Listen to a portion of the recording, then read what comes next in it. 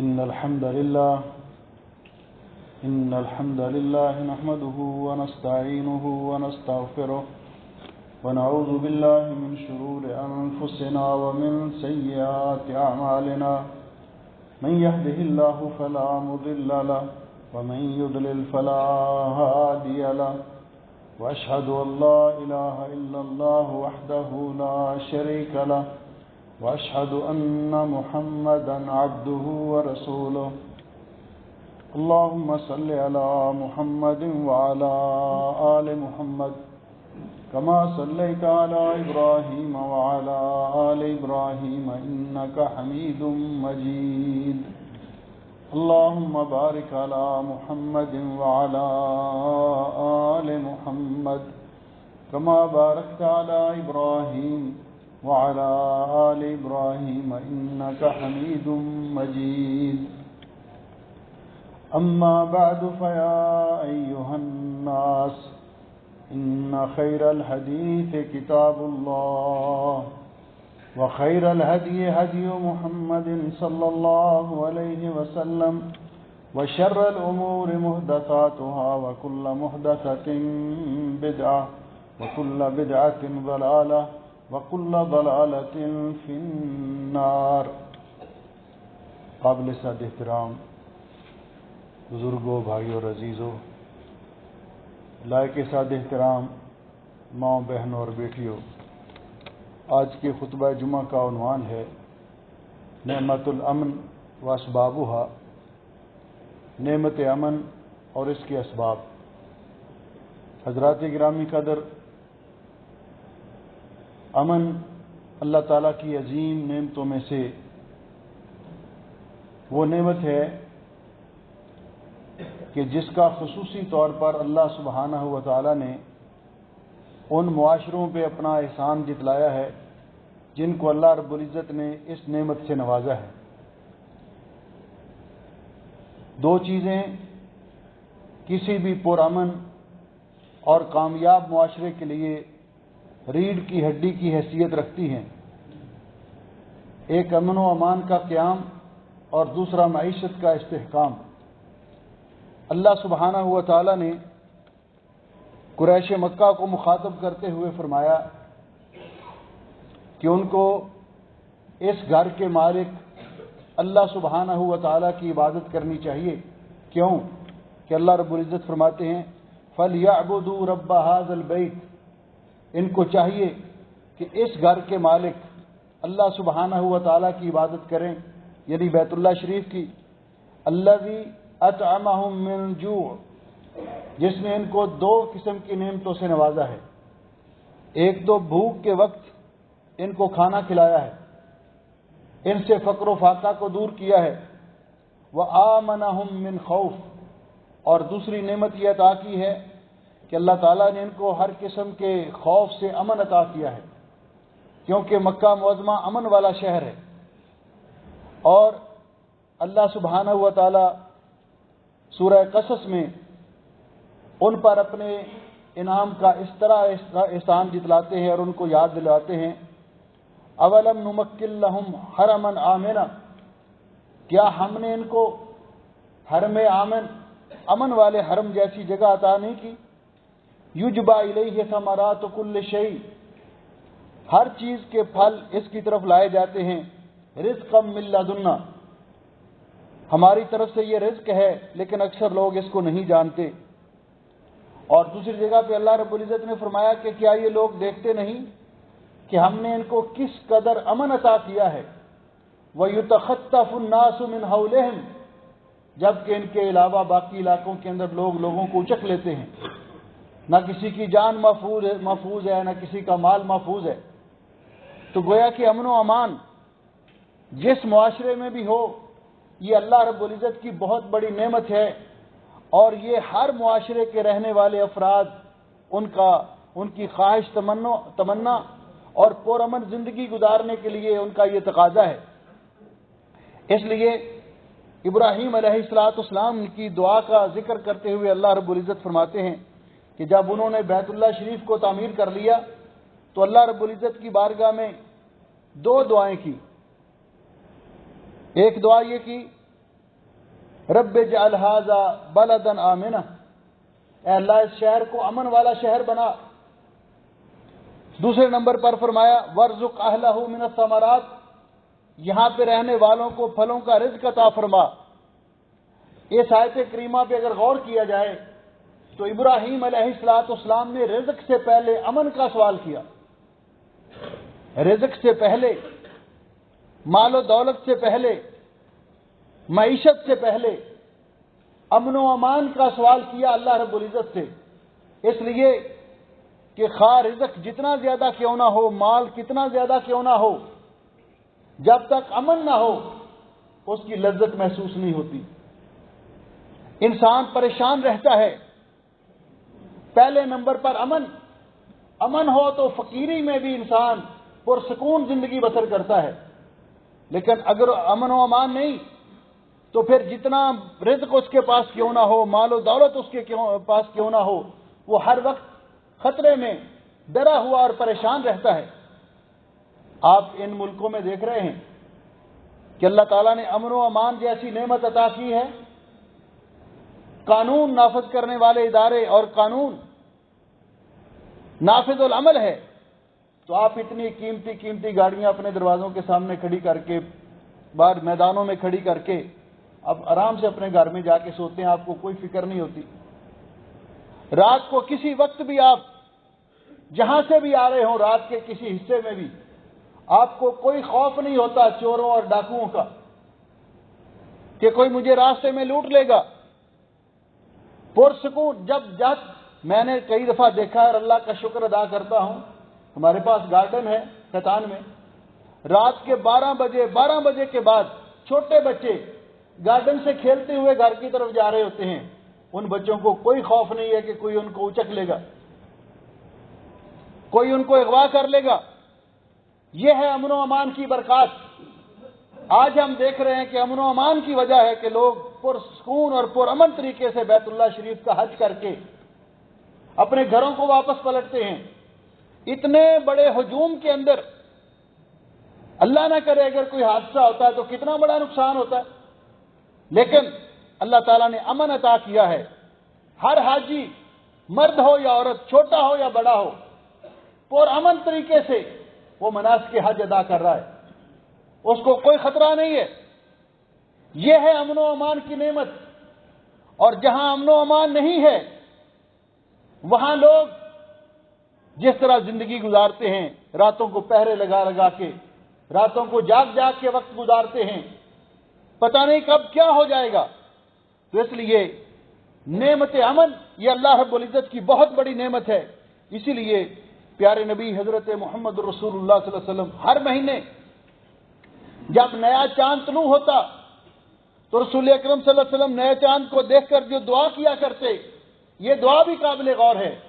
آپ دعا فرمایا کرتے اللہم احلہ علینا بالامن والایمان، اے اللہ اس چاند کو ہمارے اوپر طلوع کر امن و امن کے ساتھ اور ایمان کے ساتھ، اس حال میں کہ ہمارے ہاں ہمارے معاشرے میں زمین پر امن ہو اور ہم ایمان کی حالت میں ہوں، والسلامت والاسلام، اور سلامتی اور اسلام کے ساتھ اس چاند کو ہمارے ساتھ طلوع کر، ہمارے اوپر طلوع کر، ہلال خیر و رشد، یہ چاند ہمارے لیے خیر اور بلائی کا باعث ہو۔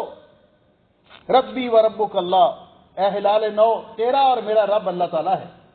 تو آپ سب سے پہلا سوال جو کرتے اللہم احلہ علینا بالامن والایمان، امن کا سوال کرتے، اس لیے کہ یہ اتنی بڑی نعمت ہے۔ حضرت عبید اللہ ابن محسن الانصاری رضی اللہ تعالیٰ عنہ بیان کرتے ہیں کہ رسول اکرم صلی اللہ علیہ وسلم نے فرمایا من اصبح منکم آمنا فی سربہ، تم میں سے جو شخص اپنے گھر میں امن کی حالت میں صبح کرے، اپنے گھر کے اندر اس کو امن نصیب ہو، امن کی حالت میں صبح کرے، معافن فی جسدہ، جسمانی طور پر صحت مند ہو، اس کو کوئی بیماری اور پریشانی نہ ہو، اندہ قوت یومہ، اس کے پاس صرف ایک دن کا کھانا، 2 وقت کا کھانا اس کے پاس میسر ہو، تازہ بتازہ گویا کہ روزی کماتا ہے اپنے لیے اور کھاتا ہے، اس کے پاس کوئی مال و دولت جمع نہیں ہے۔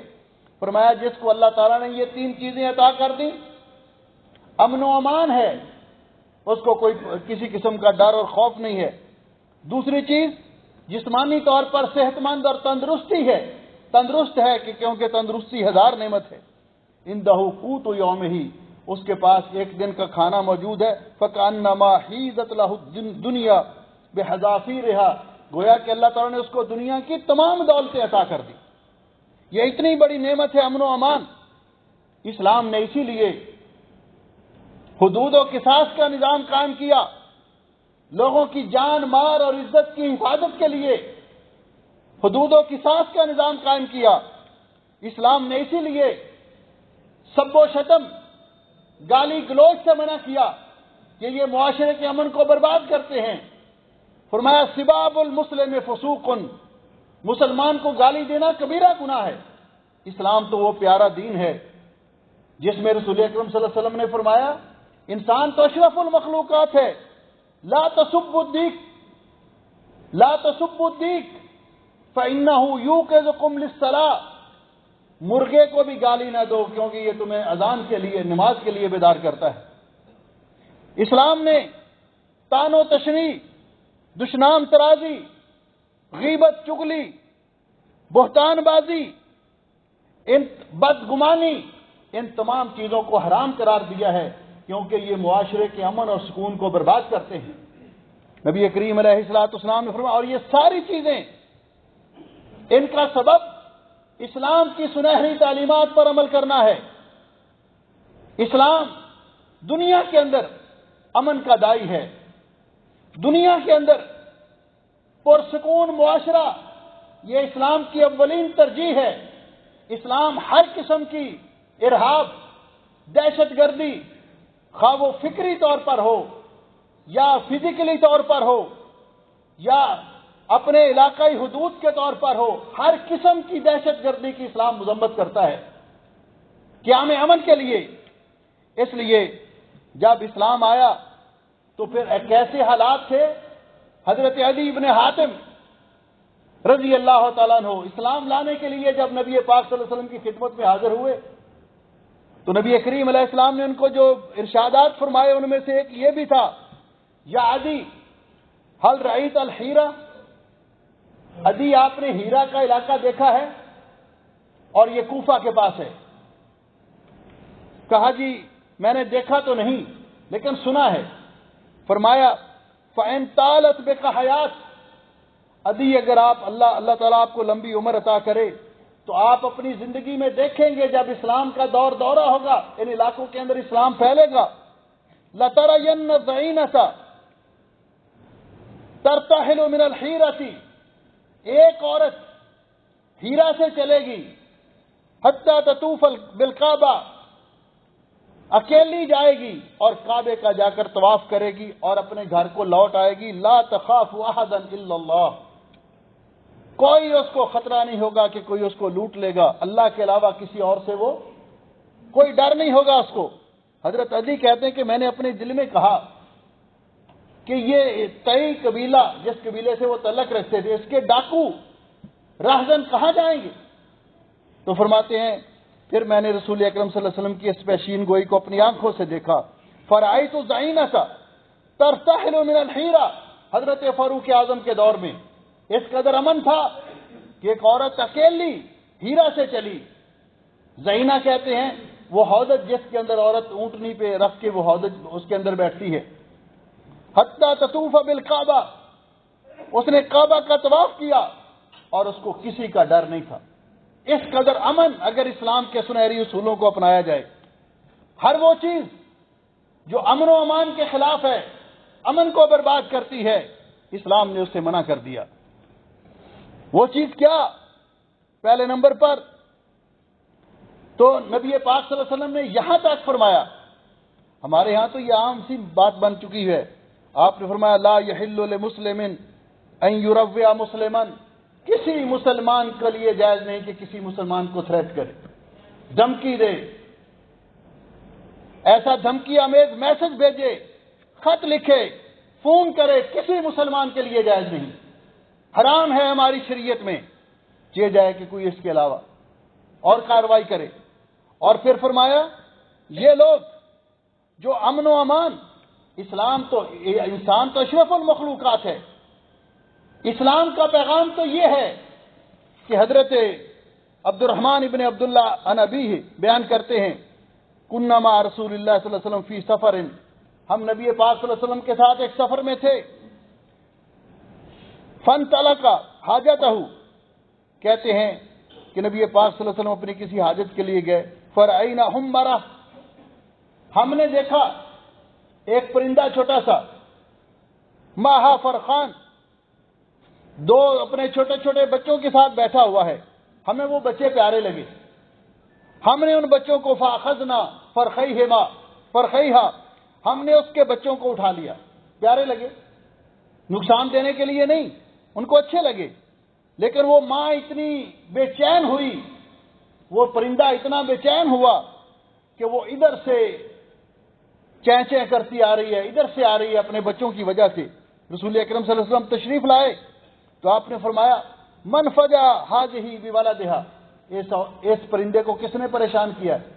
ہم نے کہا جی ہم نے اس کے بچے اٹھا لیے. تو آپ نے فرمایا ردو ولدہا الیہا، اس کے بچے وہیں پہ رکھو. جانور کو بھی خوف زدہ کرنا، پریشان کرنا اسلام کے اندر جائز نہیں ہے. اور جو لوگ دنیا کے اندر امن کو برباد کر دے، فساد برپا کرتے، دہشت گردی کا ارتکاب کرتے، ان کی جو سزا رکھی ہے اللہ رب العزت نے قرآن پاک میں بیان کیا. لیکن وہ لوگ جو لوگ ان کی سہولت کاری کرتے، فسادی دہشت گرد، دنیا میں فساد بپا کرنے والے، جو لوگ ان کی سہولت کاری کرتے ہیں، ان کی سپورٹ کرتے ہیں، پشت پناہی کرتے ہیں، ان کی تائید کرتے ہیں، ان کے بارے میں حضرت علی رضی اللہ تعالیٰ عنہ بیان کرتے ہیں کہ رسول اکرم صلی اللہ علیہ وسلم نے فرمایا لعن اللہ من لعن والدیہ، اس شخص پر اللہ کی لعنت جو اپنے والدین پہ لعنت کرتا ہے. اور لعنت کبیرہ گناہ پہ ہوتی ہے. لعن اللہ من ذبح لغیر اللہ، اس شخص پر اللہ کی لعنت جو غیر اللہ کے نام پر جانور ذبح کرتا ہے. فرمایا ولعن اللہ من آوى محدثا، اس شخص پر بھی اللہ کی لعنت جو فسادی لوگ، دنیا میں فساد بپا کرنے والے، خواہ وہ فساد دین کے اندر ہو، بعض علماء نے اس کا ترجمہ کیا ہے ہر قسم کا فساد، دنیا میں معاشرے کے اندر فساد بھی اور دین کے اندر فساد بدعات کے ذریعے، جو کسی فسادی یا بدعتی کی تائید کرتا ہے، اس کی پشت پناہی کرتا ہے، اس کی تائید کرتا ہے، اس کا ساتھ دیتا ہے، اس پر بھی اللہ نے لعنت کی ہے. وَلَعَنَ اللَّهُ مَنْ غَيَّرَ مَنَارَ الْأَرْضِ، اور اس پر بھی اللہ نے لعنت کی ہے جو زمین کے نشانات کو مٹاتا ہے، حدود مٹا کر اور دوسروں کی زمین کو اپنے اندر اپنی زمین میں شامل کرتا ہے.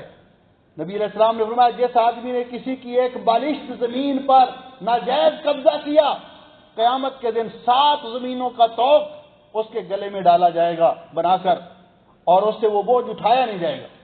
اس لیے اللہ رب العزت فرماتے ہیں انما جزاء الذین یحاربون اللہ ورسولہ، ان لوگوں کی جزا اور ان لوگوں کی سزا جو اللہ اور اللہ کے رسول کے ساتھ جنگ کرتے ہیں، یعنی ایسے فسادی لوگ جو معاشرے کے امن و سکون کو تباہ کرتے ہیں، ان کو اللہ اور اللہ کے رسول کے ساتھ جنگ کرنے والے قرار دیا. وَيَسْعَوْنَ فِي الْأَرْضِ فَسَادًا، اور زمین میں فساد بپا کرنے کی کوشش کرتے ہیں. ان کی سزا یہ ہے اَن يُقَتَّلُوا اَوْ يُسَلَّبُوا، اسلامی حکومت ہو، گورنمنٹ ان کو پکڑے، ان کو قتل کیا جائے، ان کو سولی پہ لٹکایا جائے، اور تقطع ایدیہم وارجلہم من خلاف، یا ان کے ہاتھ پاؤں مخالف سمت میں کاٹے جائیں، او ینفوا من الارض، یا اپنے ملک سے ان کو جلا وطن کر دیا جائے. لہم خزی فی الدنیا ذالک لہم خزی فی الدنیا، ان کے لیے دنیا میں بھی رسوائی ہے، ولہم فی الآخرۃ عذاب عظیم، اور ان کے لیے آخرت میں بھی دردناک عذاب ہے. اس لیے معاشرے کے ہر فرد کو قیام امن کے لیے اپنا اپنا کردار ادا کرنا چاہیے، اور اس نعمت کی قدر بھی کرنی چاہیے، اللہ کا شکر ادا کرنا چاہیے. اللہ تعالیٰ جس معاشرے کو امن کی نعمت عطا فرمائے، اور دوسرا اس نعمت کی حفاظت بھی کرنی چاہیے، اس نعمت کی حفاظت بھی کرنی چاہیے. اللہ تعالیٰ ہمیں اللہم آمنا فی اوطاننا، اللہم آمنا فی اوطاننا، اللہ تعالیٰ ہمیں اپنے ملکوں میں، اپنے گھروں میں امن و امان عطا فرمائے، ہر قسم کی خوف اور پریشانی سے محفوظ رکھے. اقول قولی ھذا استغفر اللہ لی ولکم ولسائر المسلمین من کل ذنب واتوب الیہ فاستغفروہ انہ ھو الغفور الرحیم.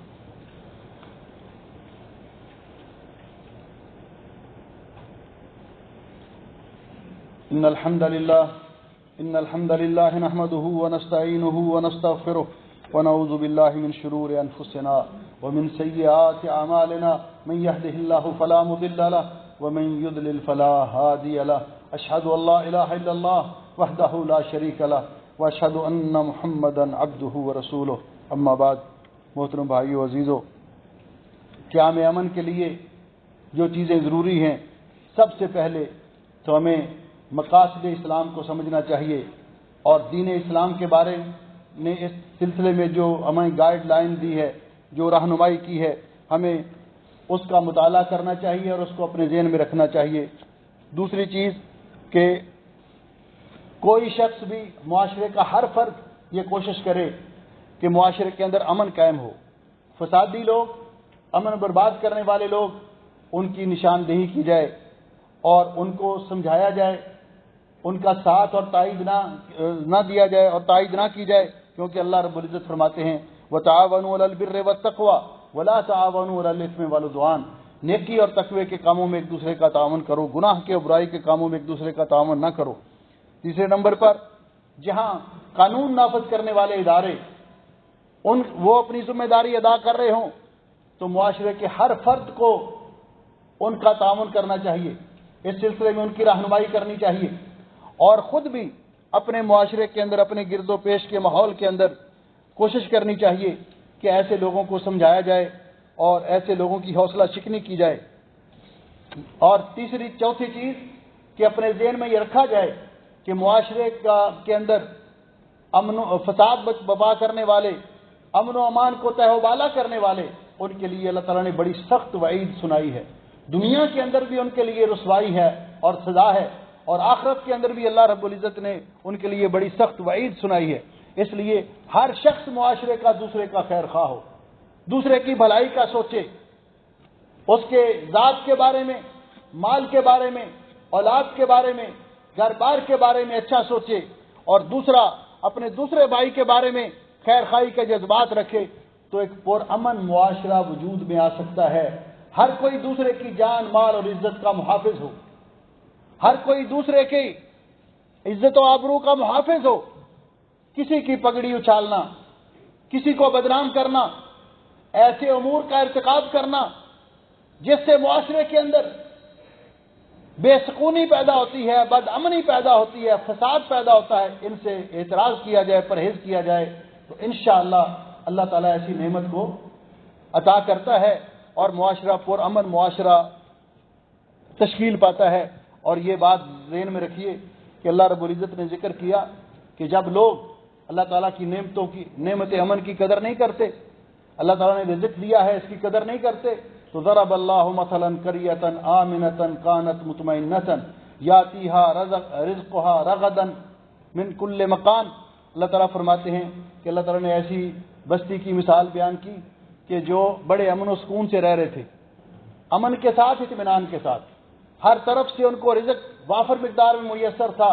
فکفرت بانعم اللہ، انہوں نے اللہ تعالیٰ کی نعمتوں کی ناشکری کی.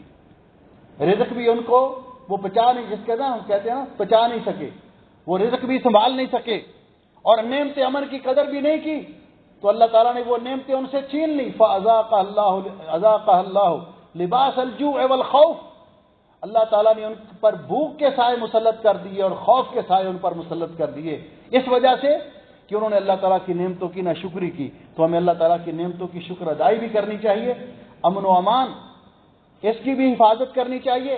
اللہ نے جو رزق دیا ہے اس رزق کی بھی قدر کرنی چاہیے، اس کو ضائع نہیں کرنا چاہیے، برباد نہیں کرنا چاہیے.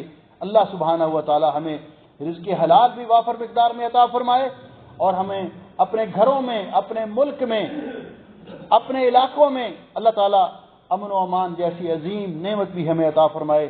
ان اللہ و ملائکتہ یصلون علی النبی یا ایھا الذین آمنوا صلوا علیہ وسلموا تسلیما. اللهم صل علی محمد وعلی آل محمد كما صليت على إبراهيم وعلى آل إبراهيم إنك حميد مجيد. اللهم بارك على محمد وعلى آل محمد كما باركت على إبراهيم وعلى آل إبراهيم إنك حميد مجيد. ربنا ظلمنا أنفسنا وإن لم تغفر لنا وترحمنا لنكونن من الخاسرين. اللهم اشف مرضانا ومرضى المسلمين. اللهم اغفر للمسلمين الميتين. اللهم اجعل هذا البلد آمنا مطمئنا رخاء سخاء وسائر بلاد المسلمين. ربنا آتنا في الدنيا حسنة وفي الآخرة حسنة وقنا عذاب النار. سبحان ربك رب العزة عما يصفون وسلام على المرسلين والحمد لله رب العالمين.